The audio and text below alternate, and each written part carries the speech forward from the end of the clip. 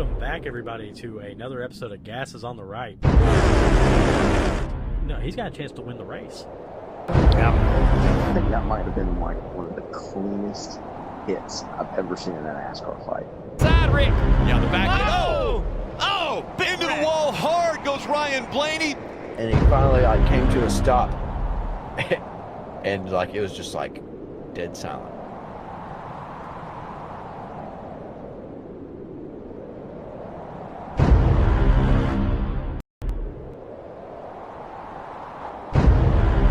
I said this last week, and I'm going to keep reiterating it. Live with the decisions you make, drive by the decisions you make. Don't change up your style, but also just don't be dumb.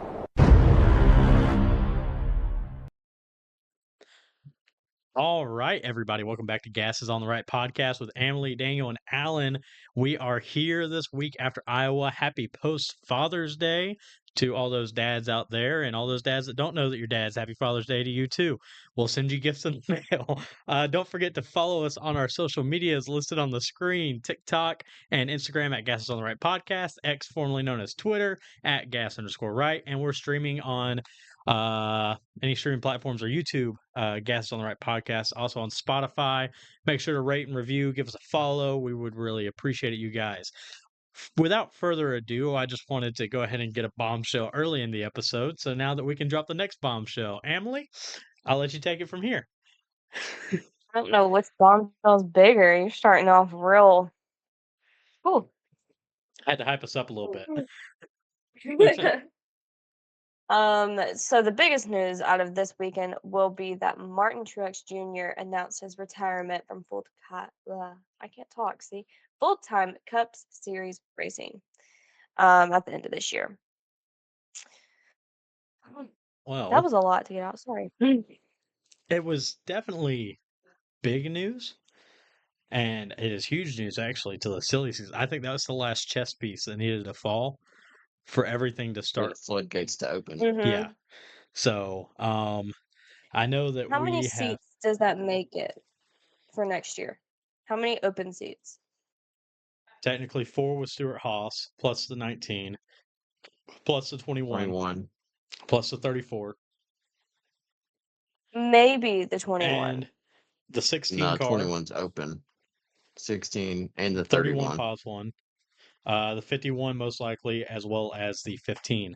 That is 11 cup seats open. That's 11. Yeah, I was going to say that's 11 seats open.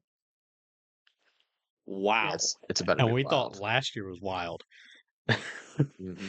So, new news. My silly season rumors are getting put to shame with my Noah Gragson to Toyota, which I think we all knew Martin Truex was going to retire after this year when he didn't retire last year.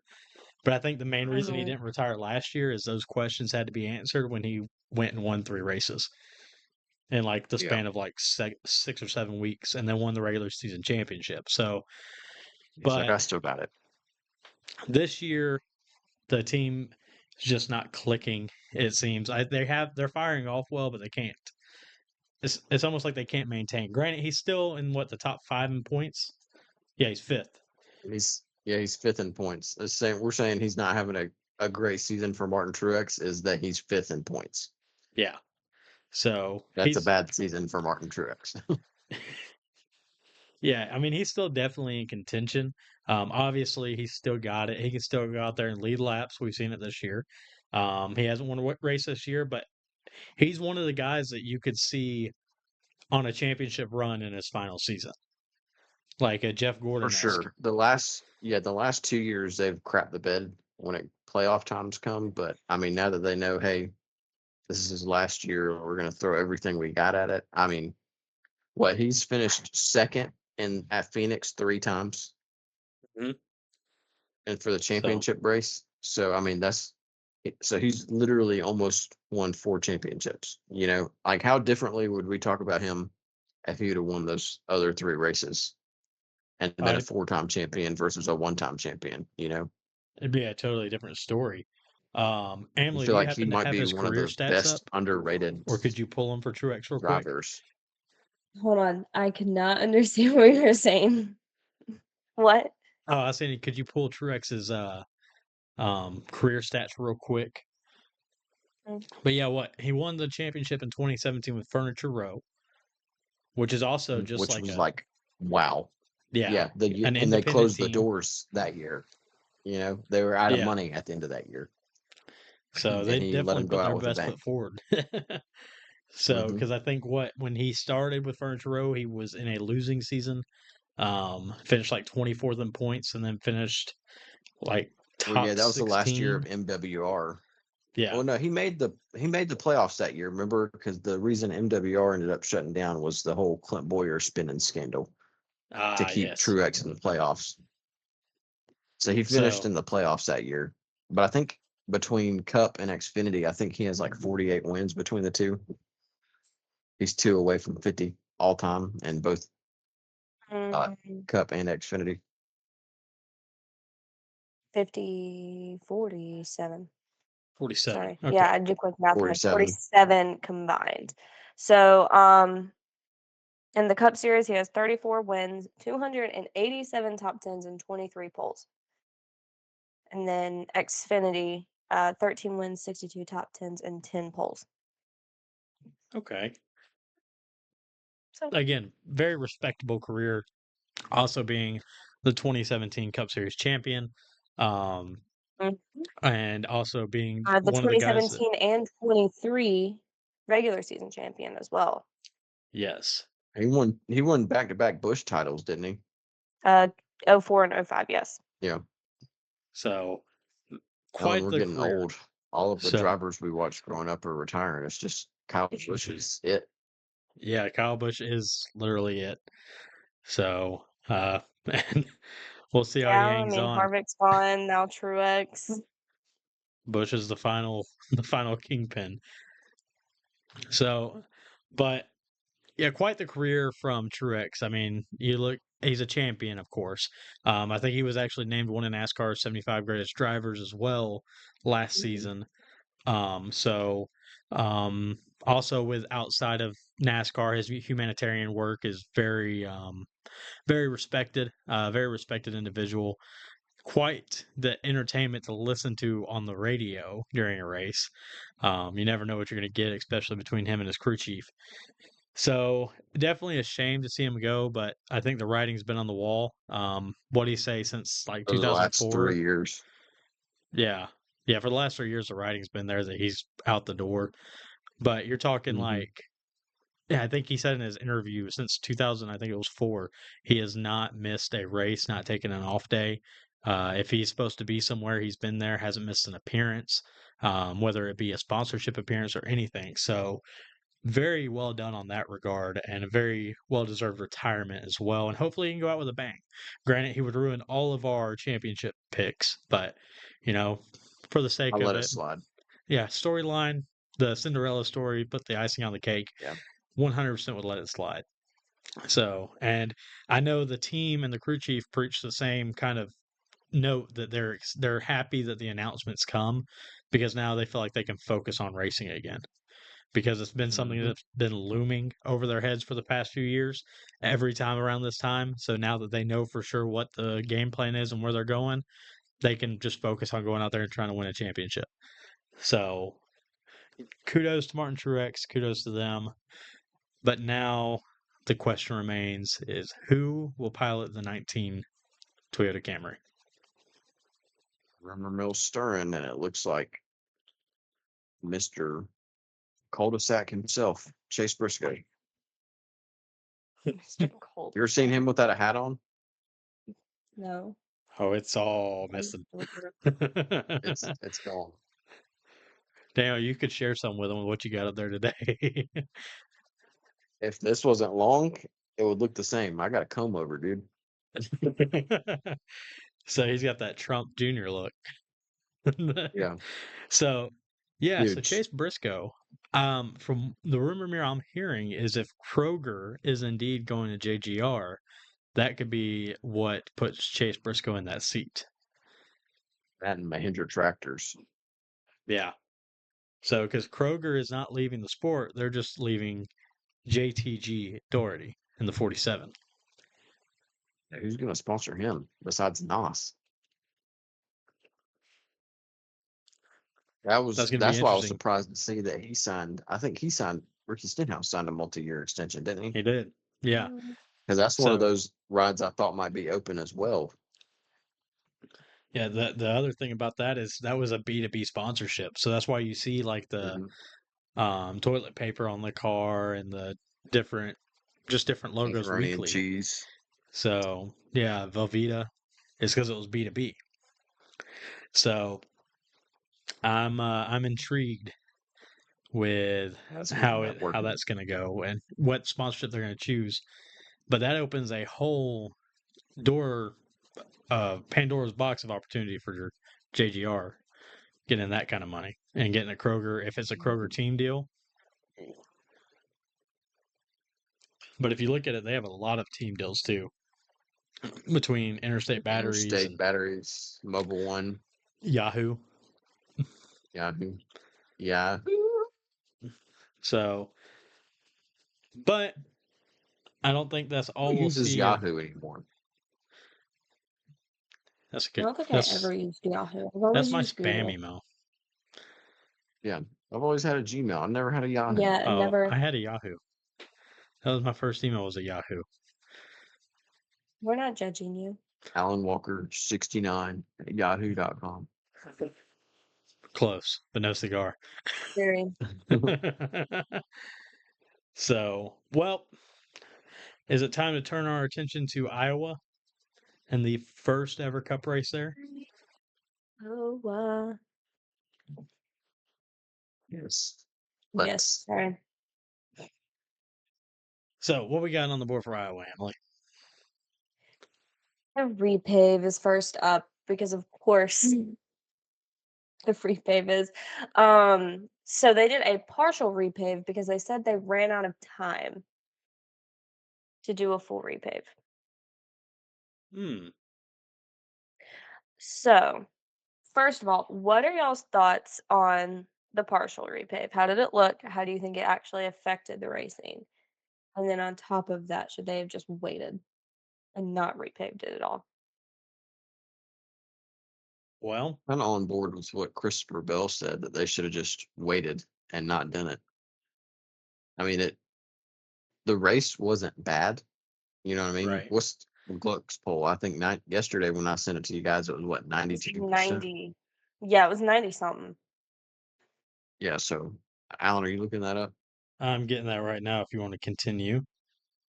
Yeah. So, I mean, the race was actually pretty good. I mean, aesthetically, it wasn't pleasing, but I mean, it definitely looked tacky. But then you got to ask yourself the question: can you live with how tacky the racetrack looks if it races good?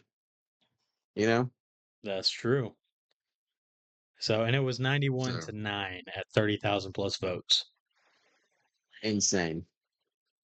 Do you Insane. think I that did it's not think it was that good of a race. Yeah. I agree with you. I was gonna say I think it's because it's the first Cup race at Iowa, and everybody was pushing for this race to happen. So now that it finally happened, everyone, you know. Well, they Maybe did a great job I of thought it was, hyping it. yeah. Mm-hmm. So, because I mean, here's the I other thought it thing. was more of like a 80% yes. Yeah, You know? 91-9. And here's some more staggering information from Adam Stern of Sports Business Journal. USA Network got 2.693 million viewers for the first ever NASCAR Cup race at Iowa, the most watched sports program of the week on U.S. cable TV, and the most watched Cup event on cable since Pocono last summer. So, and I'm going to be honest, for that sake, very good product on track overall versus what it could have been. So, Yeah, I'll be curious to see how the ratings do now that we're on NBC versus Fox. And I mean, NBC's broadcast. I mean, we're one race and NBC is going to make mistakes, but their first broadcast versus Fox's broadcast. I mean, we saw 3 different battles on the screen at one time. continuously. Right. Yeah. So, and And I mean, I there was mean, coverage all over the racetrack. NBC did it right.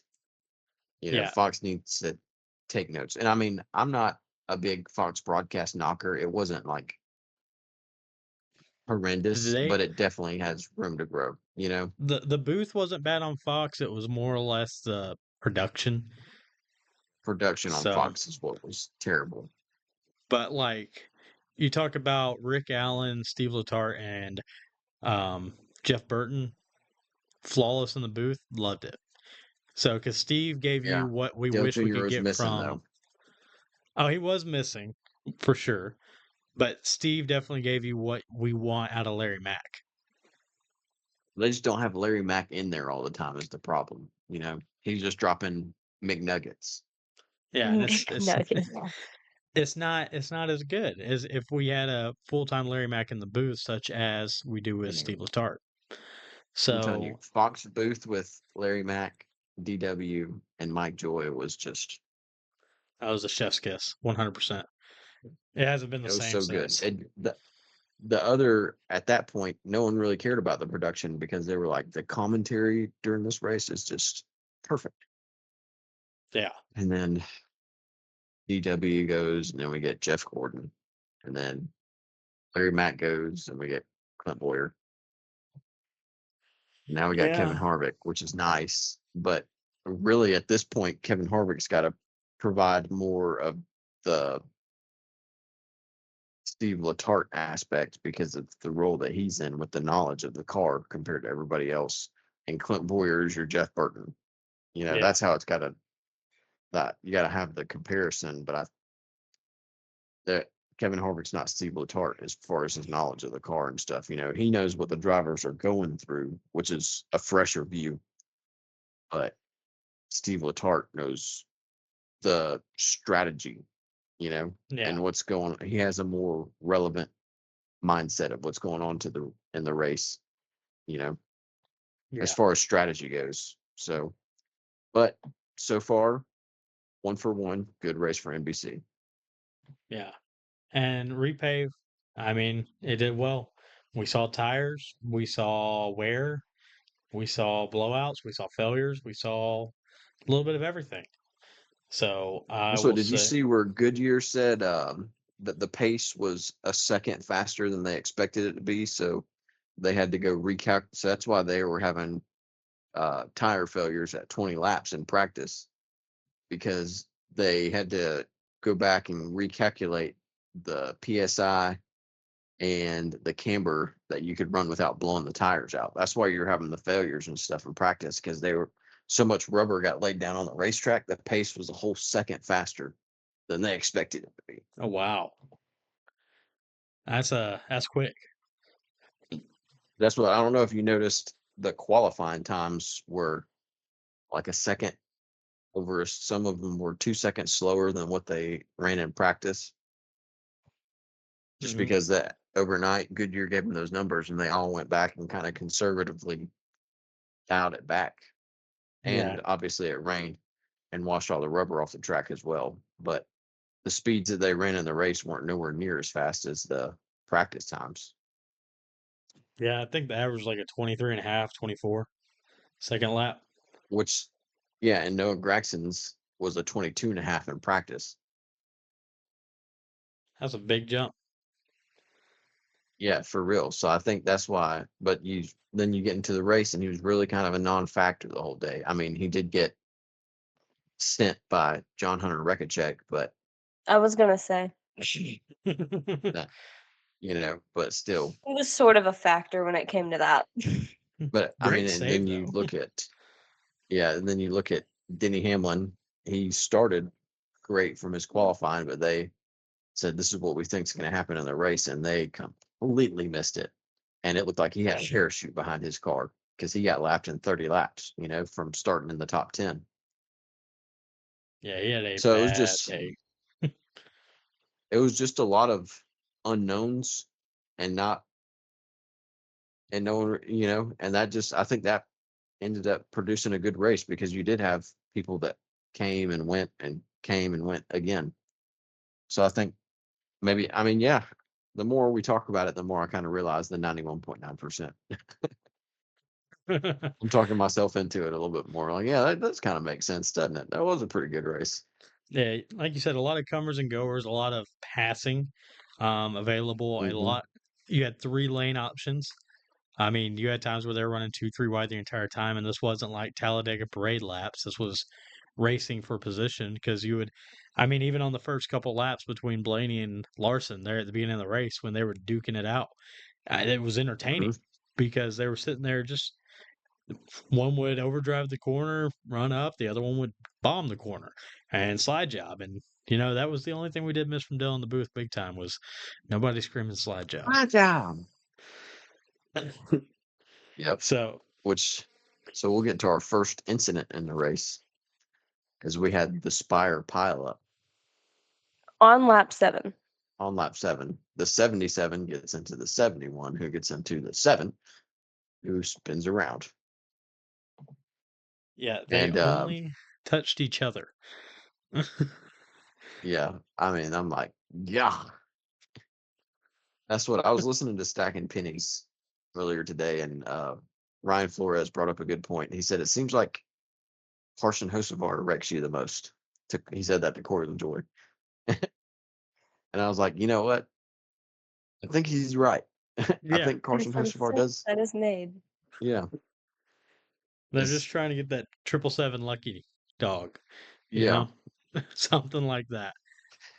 Yeah, but I was surprised because when he pits and he puts on tires, he comes from 35th to 17th before AJ Allmendinger. He's the first one to blow it. He had a terrible week, by the way. He blew a tire early in both races and clobbered the fence, and his day was over early in both races. But I was surprised because he drove all the way from like 34th, 35th, all the way to 17th. And I was like, maybe tires are going to mean something today because they only had 7 laps and he just passed those guys like they were sitting still. I was wrong. I was very wrong. Yeah, it did not end up that way. It wasn't like a Bristol, unfortunately, like we were thinking it may be, because it went from what we thought would be tires are going to be this giant factor to where they're kind of a factor, but not really as much as like Christopher Bell slicing and Chase Briscoe, sorry, slicing and dicing through the field at Bristol. More of like driving Miss Daisy versus driving Miss Daisy in a Hellcat. So, Yeah. And not I think that with Goodyear recalculating, obviously teams are going to still push that buffer just a little bit. So it's like who pushed it too much still, And yeah, I think, Michael McDowell was in the wall 2 or 3 times. So I think obviously they missed it. Eric Jones missed it. I think he was in the wall a couple of times. yeah. And then who else? I think there was a couple guys that hit the wall a couple of times. It was McDowell, Eric Jones. Eric Jones hit it probably more than anybody. I Yeah. think Eric Jones got the stage flush of hitting it in all 3 stages. Yeah. So, or having a tire failure. But yeah, so then you have your stage results for stage 1. Blaney leading, they got out, him and Larson got out to a 10-second lead on 3rd place. They were cooking them. They top 2 cars for sure. And it ends up Blaney makes the pass in the pit, hits the pit cycle just right, and he wins stage 1 with you got the top 10 for stage 1, Emily? So I'm trying to find it right now, actually. Oh, never mind, found it. So you have Blaney, obviously, Larson in 2nd, then Suarez, followed by Byron in 4th, Barry, Logano in 6th, LaJoy and Kozlowski in 8th, and then Elliott and Bush in 10th. So he actually got a few stage points, or 1 stage point. Yeah, I think this is one of those rare times where LaJoy got wrecked early and lucked out. Yeah, I did not expect that to happen. So I think that's what happens with that one. But further on into the race, one of your top leaders has a quite noticeable issue with Larson having to pit for a possible tire problem. And I think he dropped off 2 laps or a lap before Was he he a went lap down. down or 2 laps up? No, he didn't go a lap down. So what happened is they pit at the stage break, and Mhm. then John Hunter and Gregson get into it early in stage 2. And when he was, Yeah, that's when when the they spin cleaned went their right. tires, he thought he scuffed his left rear was going down, but he just scuffed it weird when he was cleaning the tires because the air pressure was so low. So he Mhm. came in under that caution and changed his tires and came back out 35th. But then he made it up to 10th in what was it, 35 laps? He made it up And to then 10th in shortly 35. after that, he was in the top 5. Mhm. Yeah. So, So, and which is a change for the short tracks because what we've hammered on the short tracks, minus Bristol, you can't pass, you can't pass, you can't pass, can't pass. A lot of passing going on here. yeah, a ton of passing this weekend. And what you have a bunch of tires go down in stage 2 on the long run. With McDowell, Zane Smith, and then Hemrick with the questionable caution at the pick cycle. Yeah, that one was weird because NASCAR's been harping we're not gonna throw cautions during the pit cycle, and I mean, and they like that Eric Jones hit the wall right before Daniel Hemrick did, and he was slow on the backstretch, like having to swerve out of the traffic to get down to the bottom of the racetrack, and I was like, this one probably needs to be a caution, and they didn't throw that, and then Daniel Hemrick scuffed the wall, and at the time that they threw the caution, he was in the wall. And then as soon as the caution lights came on, he's like, I'm out. And then he was off the wall and down the racetrack. And whoever pushed the buttons was probably like, dang. I should have just waited a half second more. But they're not gonna get him all right. I don't hate it. I mean, it did kind of make the rest of the race interesting because Ricky Stenhouse was able to stay out and trap half the cars a lap down, Yeah, that is So true. Like 19th and back was trapped a lap yeah, down. and I mean, he wasn't anywhere to really be found the whole race, and then he ends up with a top 5 finish. So can't really knock that strategy. It paid off for him pretty well. Yeah. So Because if he would have won the race, that's the race winning strategy right there. yeah. But then you have Larson capping off stage 2 with his comeback from worst to first. Last to first, crazy. So, and Emily, do Do you we have those want the top 10? stage 2 results? I was gonna Yes. say I do have this. So you have Larson, Barry, Elliott in 3rd, Blaney, Bubba in 5th, Hamlin in 6th, Busher, Gilliland, Keselowski in 9th, and then Haley in 10th.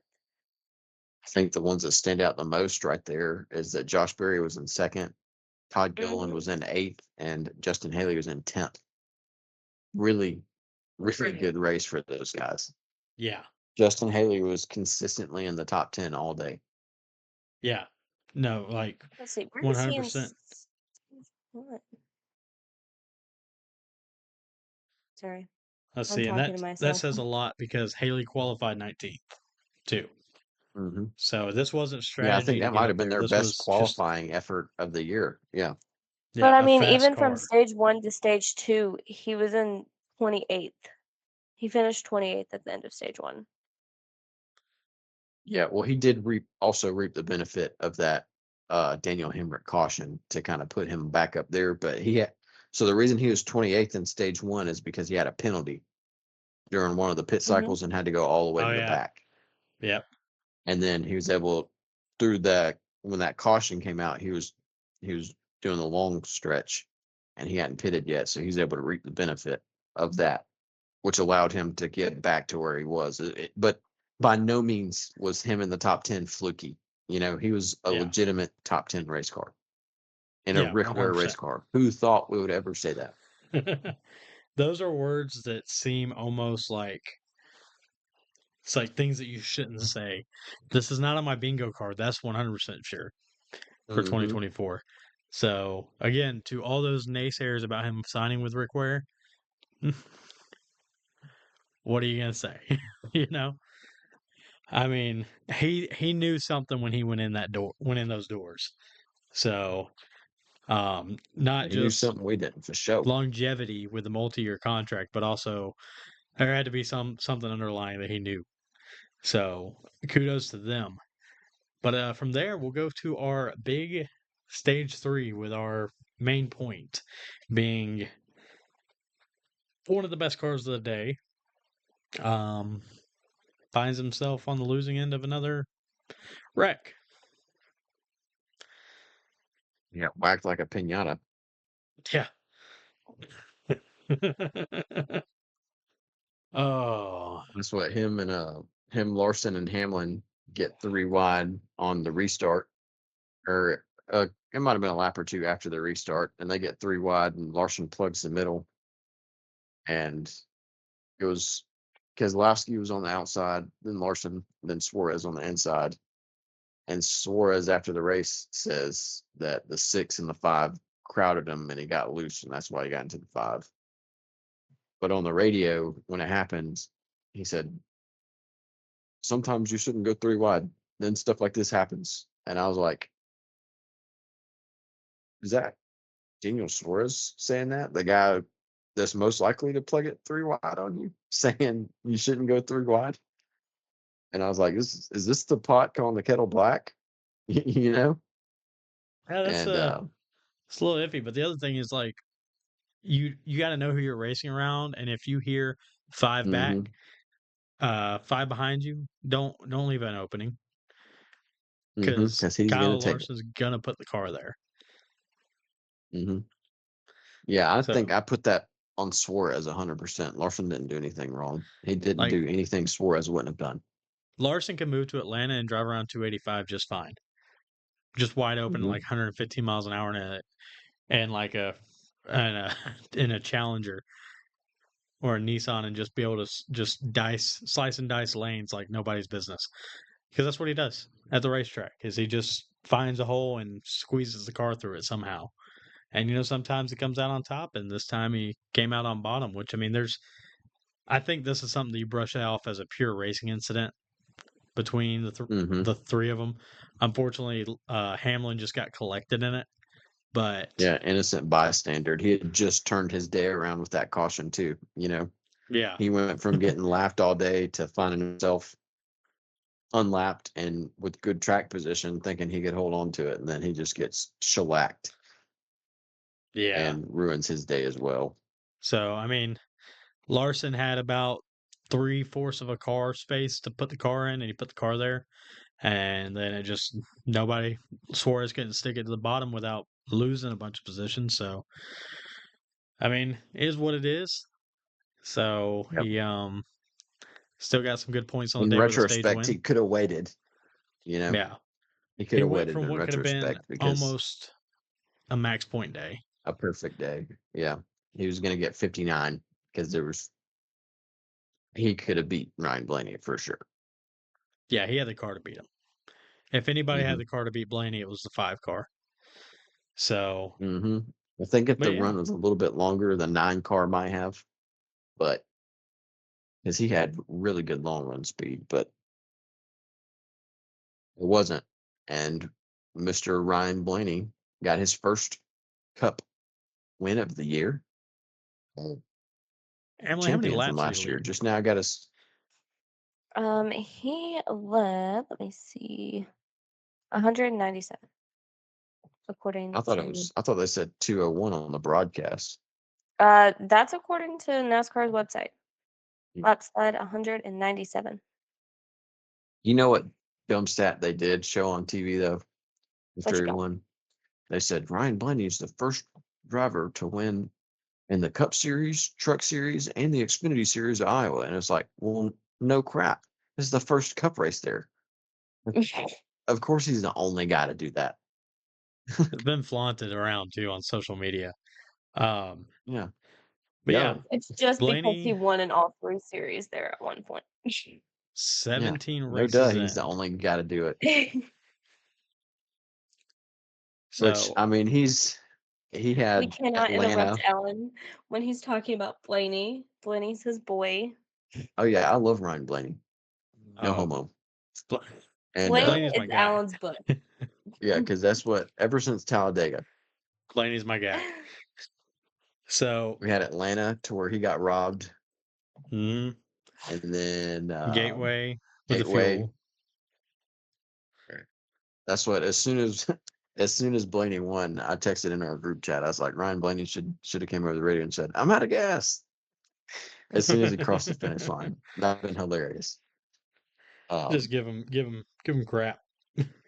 Mhm. Oh man, but yeah, Blaney finally with the win. His first win of the season of 2024, 17 races in. Very close in multiple occasions.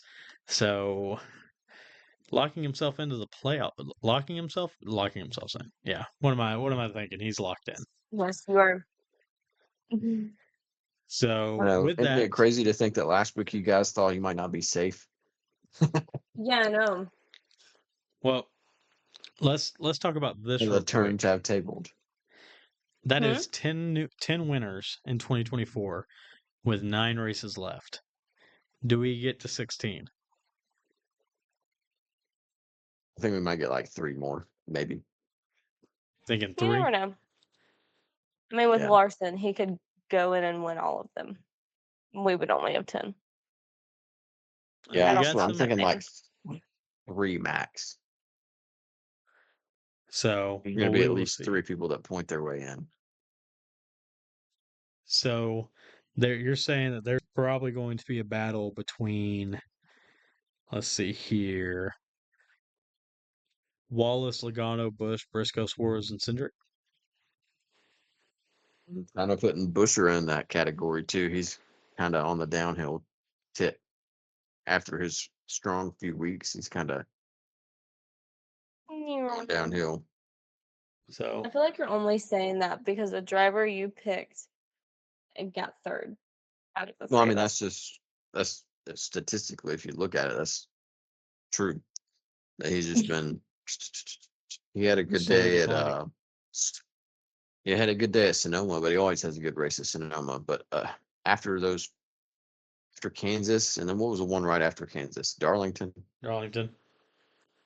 Yeah, after those two, he's hasn't really been there anymore. He had those 2 to where it looked like he was about to be mid-season Busher from the season before, and then he just kind of fell off. But there is still 9 races to go, and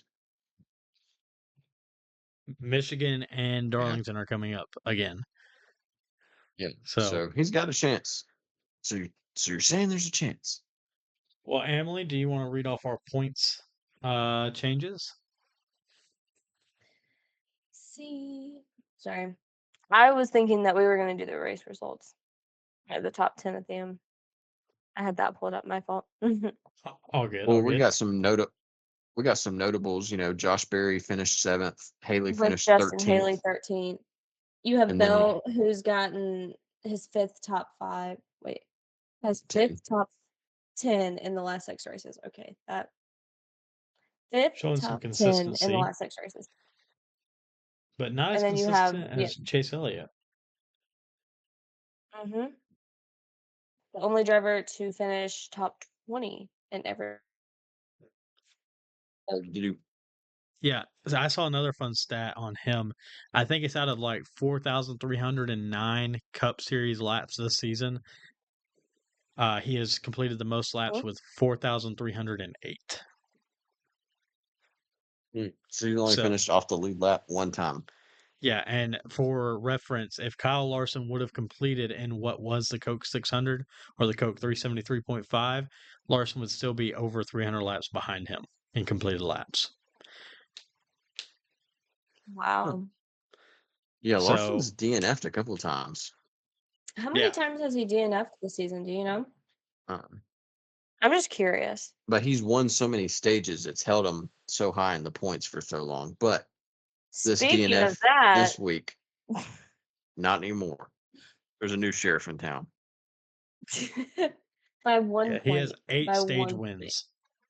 That's 80 extra points right now. And 8 playoff points. And 8 So he's playoff got points, yeah. 5, 10, 15 plus 8. That's 23 playoff points. Yeah, with the next Yeah, he's guy sitting being pretty Hamlin right with now. 18 playoff points, which is actually pretty close. Yeah, it's one So, win. yeah. So, but yeah, on to our points with our new sheriff in town. Speaking of a new sheriff in town. Sorry. Excuse me. Leading the regular season now is no longer Larson. It is Elliott. Chase Elliott takes the lead. Followed by Larson, obviously. Hamlin stayed in second. And then you have Byron in fourth, coming up from sixth. Truex, and then you have Tyler Reddick dropping 2 down to sixth. This win and the stage win this past week got Blaney 5 spots up to number 7. Big jump. Big jump by Blaney. Yeah, that was a huge jump. What was he at last week? Obviously 5 12th. jumps up. Yep. I had to do the math real quick. So from 12th to 7th, all with what? A stage win and a race win, obviously. 50 points. There you go. Yeah, some real quick on that, some good fortune on his side with Larson and Hamlin having bad days, and Truex and Reddick and the couple of guys above him not really being too relevant compared to him getting an almost max point day, because he did get 59 points. So I didn't know you got 50. I guess I just didn't do the math. yeah, he finished. Well, no, he got like 56 points, I think, because he finished, I think, 4th in stage 2. But I mean, if you look at the guys around him, Reddick didn't have a great day. Keselowski didn't have a great day. Chastain didn't have a great day. Gibbs didn't have a good day. Bowman didn't have a good day. So everybody in that vicinity of him didn't have a great day. And then he had almost a max point day, And which he is got the very gain on the rare. leaders because you had Larson DNFing, Hamlin basically finishing wherever he ended up 24th. finishing, and Elliott and Byron both finished in the top 10, but having him win the race, giving Second that extra and 5 third. points. Yeah. So, made up a ton of ground on that regular season championship and actually possibly put himself in contention for it compared to where he would have been. So, but continue. Sorry. Just wanted to point that out. No, you are totally fine. 8th place. 8th place. Christopher Bell up 1 from 9th. And then you have Keselowski dropping 2 places to 9th. Chastain stayed in 10th. Gibbs dropped 3 spots down to 11th. Bowman dropped down 1 to 12th. And then you have Buescher and Wallace staying in 13th and 14th. Logano jumping up 1 to 15th, with Busch falling 1 to 16th. And then you have Briscoe, Suarez, and Cindric staying at 17th through 19th. And then Gilliland actually is now in the top 20. Kudos. So stage points do really matter, because I think that's actually the difference between him being in and out of the top 20 right now, is those 3 points. That's what put him over McDowell. So, bubble drivers. Do you want to go over those, Daniel? Ross Chastain's in 12th plus 71. Gibbs 13th plus 70. Bowman 14th plus 66. Buescher is in 15th plus 27. Wallace is 16th at the cutoff plus 6. Logano 17th minus 6. Busch dropped to 18th minus 31. Briscoe is 19th minus 44. And Gilliland is in 20th minus 97 in a must-win situation. I was going to say, do you think that Gilliland actually has a chance of making it into the playoffs if he can jump everybody right there? He wins. Yeah, I think Briscoe is one of the last guys that has a chance at having a chance to point in. But otherwise, I think it's a must win That's a for stretch. Gilliland and below. And Briscoe, he's going to have to string together some top 5s and top 10s with some stage points, and not just like a 10th place stage point, but like top 5 and up in stages as well. So string together some races for sure. I think if you're Chastain and Gibbs, I think you're pretty close to safe. Bowman, I'd say Bowman's kind almost of the same, but teeter-tottering. he's teeter-tottering. He finally had a good day again, so he might be back on the Yeah. uptick. I think Chastain and Gibbs are a little more consistent than Bowman right now. Busher, he's on a nosedive. I mean, if you look at him, we'll go back. I'm going to peek at Charlotte. He was the cut line at Charlotte. So that's probably not the best place to look. But he was plus 32 Yeah, I was about to at say he's Sonoma. up 3 from there. So Well, I mean, let yeah. me see. So I thought he was in a better Even boat just at like Charlotte. last week to this week, last week he was plus 32 and he just dropped to plus 27. And that's a trend that won't make it 9 races. So Let's see. I think that there's definitely work to be done. The other thing is I would say that Chastain, Gibbs, Busher, Wallace, Logano, Busch can win on any given day. Yeah. So And I mean, I wouldn't count Alex Bowman out either. He's got speeds like randomly, you know? And I mean, you got tracks that Bowman's won at coming up: Richmond, Pocono. Nashville. So there's Nashville. There's opportunity there for somebody to jump and take a spot. So I would not be surprised to see that happen. Again, Yeah, I I wouldn't be think if surprised one with guy's 16 feeling winners. good right now, it's probably Joe Logano. And that's just because Ford's run, including the All-Star race, they've won 4 of the last 5 races. Fords have really made a comeback. And I would dare say that it'd be 5 of 5 if the Coke 600 would have went the distance. Yeah. And I will also say this: if I was feeling good, I'd say Bubba Wallace. He's only plus 6 right now, but most seasons there's still 2 road courses left at this point. There's one, and there's some tracks that he's pretty decent at coming up, and where Toyota is good at as a whole. Are you saying Bubba Wallace should feel good about the road course tracks? No. I'm saying he should feel good because there's only one road course left on the regular season schedule. Oh, versus how normally there'd be 2 left. There was still 2 where he could really lose points. I mean, we got a toss up in Really, Indy. 3. Nobody knows what's going to happen in Indy. You got Michigan where he's finished well. You got Pocono. You got Darlington where he's raced good. Daytona, he's a great super speedway racer. Nashville, you never know with Toyotas at 1.5 miles. And New Hampshire's a Toyota track. Like Toyotas normally dominate New Hampshire. So I would say that as long as you can just keep the car in one piece and consistently run up front like he has, I would feel confident in that position comparatively to where he's been in past seasons. So, but yeah, I think your biggest concern is probably going to be of a former champion not making it, and that right now is Kyle Busch. Another You know who else is in derailed day. a similar position as they were last season? Who's that? You, Alan.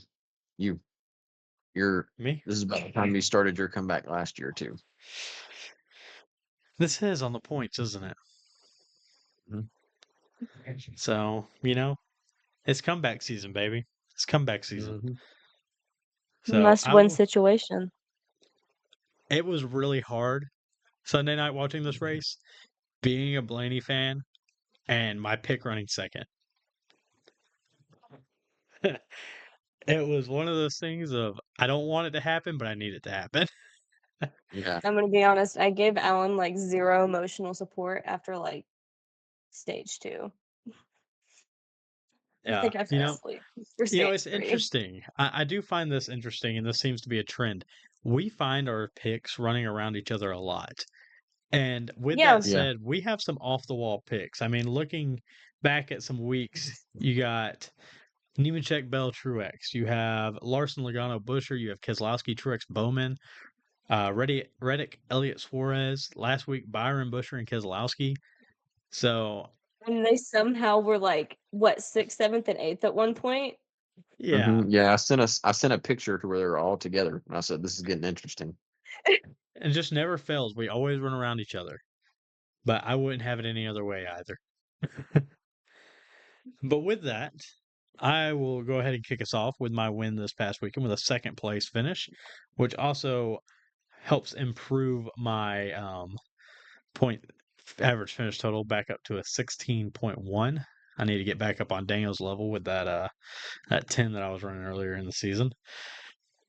Yeah, it But was like as soon Don't as I worry, I'm complimented still at you, you've 17.8 crapped the bed somehow. ever since then.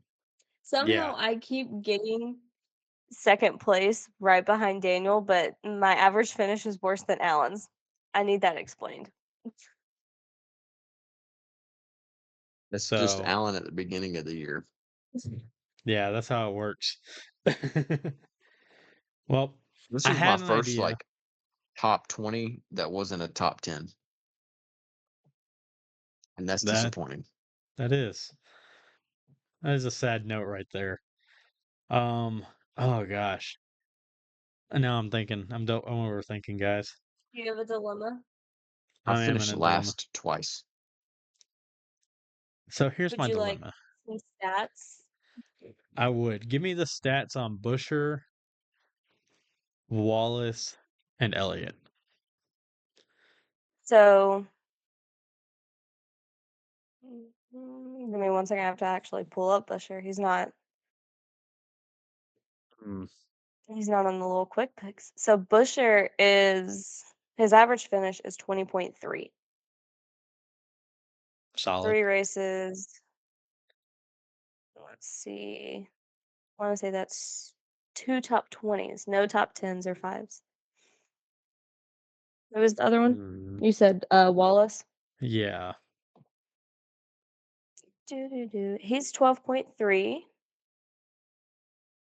1 top 5, 2 top 10s, 2 top 20s. But that's always, of course, they're counting it successfully. So really, This 1 is top 5 getting. and 1 top 10. All right. I'll take my pick as is. I'm good. We're gonna go with this, and this is mainly a strategic pick due to the weeks coming up where I would rather use other drivers. I'm gonna go Bubba Wallace at New Hampshire. A little change up from what I was originally thinking after doing some thoughts in my head and talking on the show. So on to Amelie next, as Daniel finished dead last in our picks. I feel like you take the opportunity to rub that in Daniel's face any chance you get. When you can get a Well, the win, 6 you weeks take a in a win. row that I was kicking your butts, I rubbed that in your guys' face for sure. That is true. Um, It looked like for a while until Chris Busher blew a tire that I was going to beat you guys again. I know. Yeah, I was kicking myself for not picking Blaney for Iowa. I didn't See, think about the my fact that thing was a home track. You still have Blaney? I do. I don't think you still have Blaney, do you? No, you. I used him at the Clash, which is an Oh yeah, you exhibition, did use which him we at the could Clash. means I can reuse him. But I'm now saving him. He's in my pocket and not in Yeah, y'all's. you did. Or you're going to use him Pocono? No. No, because Amelie's gonna win Pocono with Hamlin. Because neither one of us have that one. I have Larson. Oh, I you mean, do you have can almost Larson. pull him out of any track at this point. Yeah. It's all And about who's Bowman. going to get Bowman's won at Pocono SVG as well. for Chicago. Is going to be whoever gets the win at Nashville next week is the big week because that decides who gets SVG. So, but you said who I'm you're not going taking with, Emily? SVG. I'm taking Justin Haley at Chicago. Oh, that is a good point. We'll have to talk about that next week. All right, Emily, what you got? Bell. Christopher Bell. Go ahead and put her name with a +1 beside it at this point. So, I saved him for a Daniel. reason. All that debating last week, I was like, okay. Mm. What you got, Daniel? I can tell you one frustration I've had with all of Daniel's picks this season is no matter how off the wall they are, they still seem to win. He could pick someone who's running dead last, and He they won just with suddenly have a Cindric great. and like won with Thank Cindric. you. Like that's where it's like How much sense did that one mm. make? I think that's the one that like frustrated me the most. Because I was like, where? Yeah, why? Why? Why? Why? So well, I think I'm Daniel, gonna give y'all a pretty crazy one that y'all aren't gonna expect. Oh my gosh, that means he's gonna freaking win. he's gonna put Ryan Priest in there and win. No. I thought about it. Here's my where I'm torn. What you got, man? Jones, Eric Jones. I have the stunts pulled up already. Looked at them. They're tied. 16.3. Eric Jones or Alex Bowman. Eric Jones is coming off the same injury that Alex Bowman had last year. Alex Bowman seems a little bit more consistent. I'm gonna go with Alex Bowman. Eric Jones has a 16.3 average finish, while Bowman has a 19.3. Oh, they're close enough. He's dyslexic. Yeah. I was looking at. Oh no, I wasn't thinking. I was thinking Eric Jones and Austin Dillon. Oof. Yes, they are tied in stats. You are correct Quite on that one. dyslexic. A 3 and an 8. Yeah. And a 4. The numbers are there. The math Yeah. ain't Pick mathing though. Austin Dillon. Where else are you gonna use them? That's Daytona? gonna this if you pick Austin Dillon, this is gonna be the 1 week he actually wins. Could you imagine how pissed? Scale of 1 to 10. How pissed would y'all be if I picked Austin Dillon and he's the one that won? We were pissed when you did it with Cindric. I will call cameraman to do the Denny Hamlin on him. Below the motor or something. Somebody call SMI. Marcus Smith. Austin Dillon's talking crap. And blow his motor up. So you're going Dillon?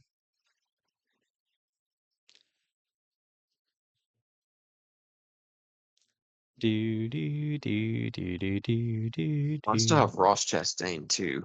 He's not very good at special tracks though. He's good at riding the Walsall I tracks. thought Chastain too.